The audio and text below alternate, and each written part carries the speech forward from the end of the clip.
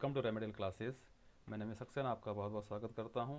जैसा कि आप जानते हैं कि अभी हमारी क्लासेस चल रही हैं टेंस के बारे में, और अभी हम जो है हमने सिंपल टेंसेस कर लिए हैं, कंटिन्यूस टेंसेस कर लिए हैं, और जो पिछली क्लास हमारी हुई थी वो हुई थी पास्ट परफेक्ट टेंस की। ठीक है, तो आज का टॉपिक हम देखते हैं। तो आज का जो हमारा टॉपिक है वो है फ्यूचर परफेक्ट टेंस। ठीक है ना, तो प्रेजेंट परफेक्ट टेंस हमारा हो चुका है और पास्ट परफेक्ट टेंस भी हमारा हो चुका है, जिसका कि लिंक मैं आपको डिस्क्रिप्शन में दे दूंगा, तो वहाँ जाकर के आप जो है वो क्लासेस देख सकते हैं। अच्छा, इसके साथ साथ एक बात मैं आपको और बता दूं कि हमारे इस चैनल पर आपको साइंस की क्लासेस भी देखने को मिलेंगी, जो कि क्लास 8th 9th और 10th के लिए हैं। ठीक है, चलिए शुरू करते हैं आज की क्लास।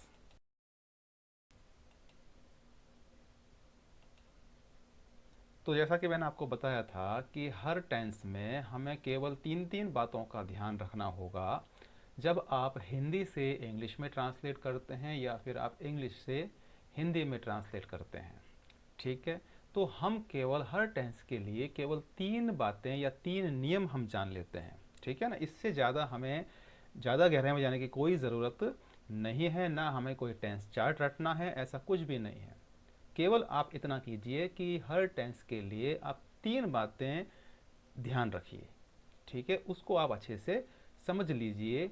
तो मैंने बताया कि आपको जब हम हिंदी से इंग्लिश में ट्रांसलेट करते हैं और इंग्लिश से हिंदी में ट्रांसलेट करते हैं, ठीक है, तो इस टेंस के लिए जो बेसिक रूल्स हैं वो क्या हैं कि हिंदी के वाक्यों के अंत में चुका होगा, चुकी होगी, चुके होंगे।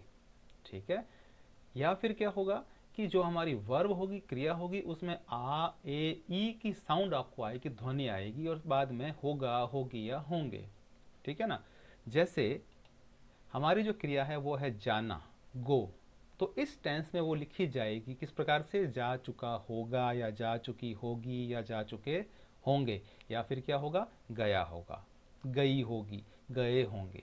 है ना, तो गया, आ की साउंड आ रही है, गए ए की साउंड आ रही है, और बाद में क्या होगा, होगी या होंगे, इस प्रकार से आ जाएगा। क्रिया हमारी जैसे खाना यानी ईट, तो इसमें लिखा जाएगा खा चुका होगा या खा लिया होगा। ठीक है ना, तो इस तरीके से जब हम बोलचाल में हम ये चीज़ें काम में लेते हैं, तो इस प्रकार से आपको ये पहचान देखने को मिल जाएगी कि जो हिंदी का सेंटेंस हम देख रहे हैं या सुन रहे हैं या बोल रहे हैं, तो उसके अंत में क्या आ रहा है। ठीक है, तो जब इस तरीके की आपको पहचान नज़र आ जाती है, तो आप उसको जब इंग्लिश में ट्रांसलेट करेंगे तो मेन वर्ब जो है उसकी थर्ड फॉर्म काम में लेंगे। ठीक है, तो पिछले जो हमने टेंस किए थे, प्रेजेंट परफेक्ट टेंस और पास्ट परफेक्ट टेंस, उसमें भी आपको याद होगा कि हमने मेन वर्ब की थर्ड फॉर्म काम में ली थी। ठीक है, जैसे वर्ब है गो, तो गॉन थर्ड फॉर्म हो गई। वर्ब है ईट, तो थर्ड फॉर्म क्या हो गई, ईटन हो गई। इस तरीके से अब बात आती है हेल्पिंग वर्ब की, उसको देखते हैं क्या होगी। हेल्पिंग वर्ब है विल हैव, शैल हैव। ठीक है, फ्यूचर की बात कर रहे हैं तो विल शैल तो आता ही है। शैल का यूज़ हम करते हैं आई और वी के लिए, यानी मैं और हम के लिए। ठीक है, और इस इन दोनों के अलावा जितने भी सब्जेक्ट्स हैं हमारे, जितने भी कर्ता हैं, उसके लिए हम विल का यूज़ करते हैं। लेकिन पहले भी मैं आपको बता चुका हूँ कि आजकल मीन्स इस मॉडर्न टाइम में इस समय हम लोग क्या करते हैं कि आई के लिए भी विल का यूज़ कर लेते हैं और वी के लिए भी विल का यूज़ कर लेते हैं। ठीक है, लेकिन अंग्रेजी के जो पुराने जानकार हैं वो अभी भी उन पुराने नियमों को ही फॉलो करते हैं। चलिए कोई बात नहीं है, हम लोग आई के लिए विल और वी के लिए भी विल का यूज़ कर लेंगे। तो विल हैव के साथ में थर्ड फॉर्म लग जाएगी या शैल हैव के साथ में थर्ड फॉर्म लग जाएगी। तो ये आप देख रहे हैं कि इस टेंस के लिए ये तीन बेसिक रूल्स हो गए, दैट्स ऑल। इसके अलावा आपको कुछ भी नहीं करना है। ठीक है, अब हम देखते हैं कि इसमें जो सेंटेंसेज हैं वो किस तरीके से बनेंगे, उसको हम समझ लेते हैं। ठीक है ना, तो हिंदी से इंग्लिश या इंग्लिश से हिंदी में चलिए शुरू करते हैं।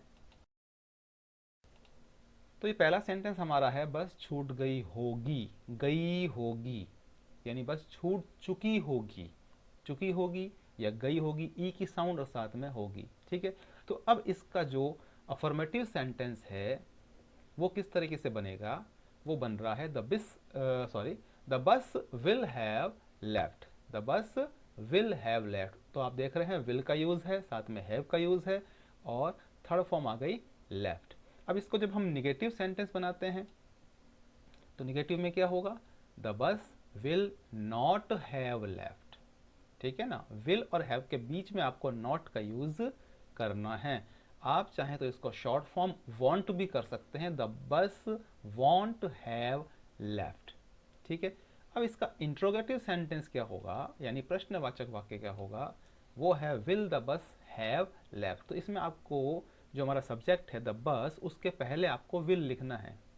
ठीक है, हैव को नहीं साथ लेके आना है, केवल हेल्पिंग वर्ब ही आगे आएगी। और आपको मैं बता भी चुका हूँ जितने भी हमारे पिछले टेंस हुए हैं कि जब भी आप कोई इंटरोगेटिव यानी कि प्रश्नवाचक वाक्य बनाते हैं इंग्लिश में और वो शुरू होता है क्या से, तो आपको हेल्पिंग वर्ब को सबसे पहले लिखना होता है। Will the bus have left, क्या बस छूट गई होगी। ठीक है, इसका हिंदी ट्रांसलेशन ये हो जाएगा। अब लेते हैं इंटरोगेटिव निगेटिव सेंटेंस, यानी कि वो सेंटेंस इंटरोगेटिव भी यानी कि प्रश्नवाचक भी है, साथ में वो निगेटिव यानी कि नकारात्मक भी है। उसका फॉर्मेशन कैसा होगा, चलिए देखते हैं। Will the bus not have, तो इसमें देखिए बिकॉज ये सेंटेंस हमारा प्रश्नवाचक है तो विल पहले आ गया। ठीक है, फिर सब्जेक्ट हमने लिखा है द बस, उसके बाद में नॉट लगाया, फिर हमने हैव लगाया और देन थर्ड फॉर्म हमने उसमें लगा दी। इसको बनाने का एक तरीका और है, ट्रांसलेट करने का एक तरीका और भी है, वो क्या है, वो ये है कि वॉन्ट द बस हैव, हमने क्या किया कि नॉट को विल के साथ ऐड कर दिया। ठीक है, तो लेकिन अब जब आप उस विल और नॉट को जब आप सब्जेक्ट के पहले लिखना चाहते हो तो उसको विल नॉट द बस ऐसे नहीं लिख सकते, आपको शॉर्ट फॉर्म करना पड़ेगा want the bus have left. ठीक है, तो इस तरीके से आप ये देख रहे हैं कि affirmative sentence, negative sentence, interrogative sentence और इंटरोगेटिव निगेटिव सेंटेंस का फॉर्मेशन हो जाता है। अगला सेंटेंस देख लेते हैं।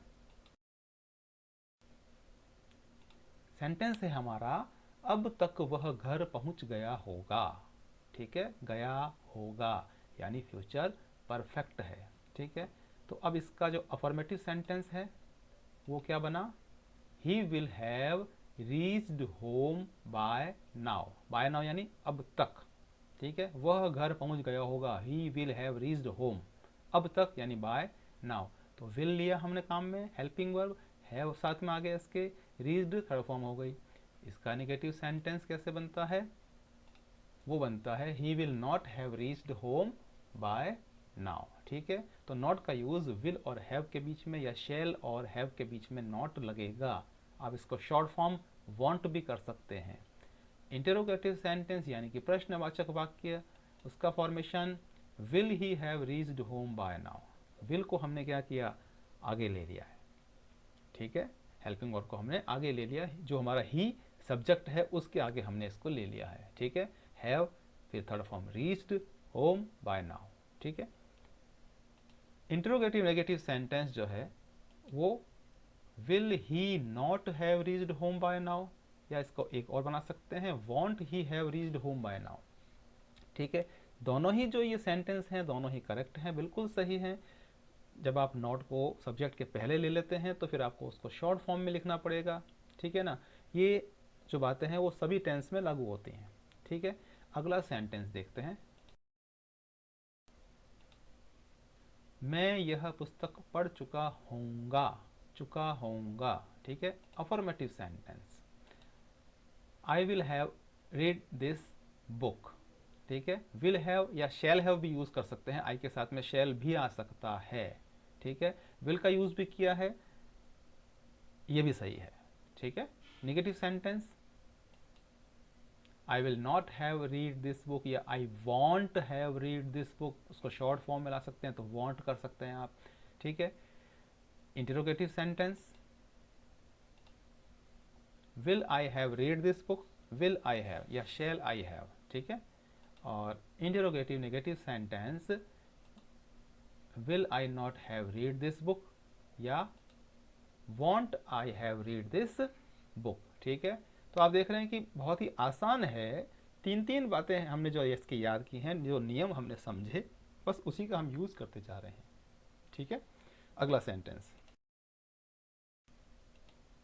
उसने यह खबर सुनी होगी, ई सुनी, ई की साउंड आ रही है और होगी आ गया है। ठीक है ना, तो फ्यूचर परफेक्ट हो गया।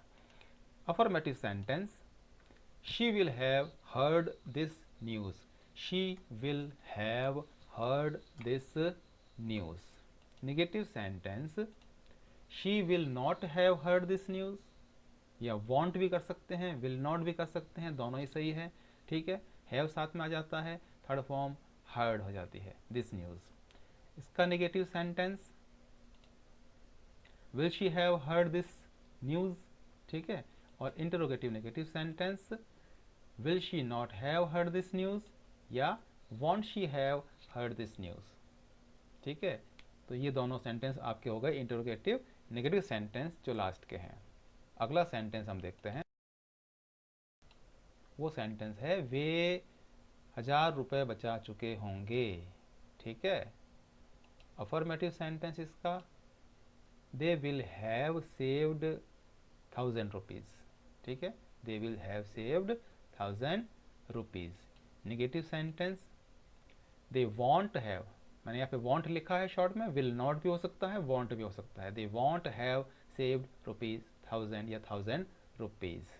Interrogative sentence, will they have saved rupees 1000 या 1000 rupees, will they have saved 1000 rupees। interrogative negative sentence, will they not have saved 1000 rupees या won't they have saved 1000 rupees, ठीक है। तो इस तरीके से आप देख रहे हैं कि ये हमारा फ्यूचर परफेक्ट टेंस हुआ, जिसमें आपको विल हैव या शैल हैव का यूज़ करना है और साथ में आपको थर्ड फॉर्म का यूज़ करना है, ठीक है। तो अब जो है हमारा लास्ट जो सेगमेंट है वो है एनरिच योर वर्ड पावर, ठीक है। जैसा कि आप जानते हैं कि इंग्लिश की जो भी क्लासेस होती हैं, उस जो टेंस की क्लासेस चल रही हैं उसमें सबसे लास्ट सेगमेंट हमारा यही रहता है, एनरिच योर वर्ड पावर, जिसमें हम 5-5 जो है नए वर्ड हम जो है इंग्लिश में सीखते हैं और उनका हिंदी मीनिंग भी सीखते हैं, ठीक है। तो जिसमें हम कई बार जो है वर्ब से नाउन का फॉर्मेशन करते हैं, नाउन से वर्ब का फॉर्मेशन करते हैं, ठीक है। तो आज का पहला वर्ड क्या है, रीड। रीड यानी पढ़ना, ये एक वर्ब है, क्रिया है, पढ़ना।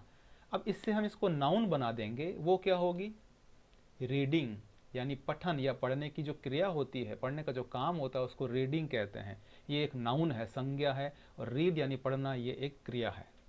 दूसरा हमारा आज का शब्द है या वर्ड है हंट, यानी शिकार करना। हंट यानी शिकार करना, इसकी नाउन क्या बन जाएगी, हंटिंग, यानी शिकार, यानी शिकार करने की जो प्रक्रिया होती है, जो क्रिया होती है, वो हंटिंग कहलाती है, ठीक है। तीसरा हमारा वर्ड है इंसिस्ट, आग्रह करना, ठीक है। किसी से हम आग्रह करते हैं, रिक्वेस्ट के फॉर्म में भी अपन मान सकते हैं, ठीक है ना, या किसी पर हम थोड़ा सा एक प्रेशर देके हम कुछ कहना चाहते हैं, करवाना चाहते हैं, ठीक है ना, वो आग्रह करना हो सकता है। अब वो थोड़ा सा उसमें प्रेशर भी हो सकता है या कुछ रिक्वेस्ट भी उसमें इंक्लूड हो सकती है। इंसिस्ट करना, ठीक है ना, किसी भी काम को करने के लिए, ठीक है। तो ये एक वर्ब है इंसिस्ट। अब इससे नाउन क्या बनेगी, इंसिस्टेंस बनेगी, यानी केवल आग्रह, ठीक है, इंसिस्टेंस। अगला हमारा वर्ड है लाफ। लाफ यानी हंसना, लाफ यानी हंसना, है ना। इससे नाउन बन गई लाफ्टर, यानी कि हंसी। लाफ्टर, हंसी, यानी हंसने की जो क्रिया होती है वो हंसी कहलाएगी, लाफ्टर। और आज का हमारा लास्ट वर्ड है मिक्स, यानी मिलाना या मिश्रित करना, है ना, आपस में कई चीज़ों को मिला देना। इससे जो नाउन बनेगी वो है मिक्सचर, यानी कि मिश्रण, ठीक है ना। तो कई तरह के मिक्सचर्स हम लोग यूज़ में लेते हैं, ठीक है। तो ये हमारे क्या हो गए, ये हमारे 5 तो हमारी वर्ब हो गई हैं और 5 हमारे नाउन, यानी कि आज हमने ये 10 नए और शब्द सीख लिए, ठीक है ना। तो इस तरीके से आप ये देख रहे हो कि ये हमारे साथ साथ में बहुत ही एक अच्छी सी एक क्लास हो रही है, जिसमें हमको वोकेबुलरी भी साथ साथ मिलती जा रही है और हम टेंसेस भी सीखते जा रहे हैं, जिससे हमारा एक बहुत ही अच्छा उस पर कमांड होने वाला है और हो जाएगा, ठीक है ना, और मेरा ऐसा पूरा विश्वास है, ठीक है। तो आज की क्लास इतनी है केवल, और आपसे अंत में केवल एक ही रिक्वेस्ट है कि आप हमारे चैनल को लाइक कीजिए, शेयर कीजिए और सब्सक्राइब कीजिए, ये हमारे मोटिवेशन के लिए बहुत ज़रूरी है, ठीक है ना। तो जैसे जैसे आप लाइक करेंगे, शेयर करेंगे और सब्सक्राइब करेंगे, ठीक है, तो इससे हमको एक मोटिवेशन मिलेगा। So thank you very much.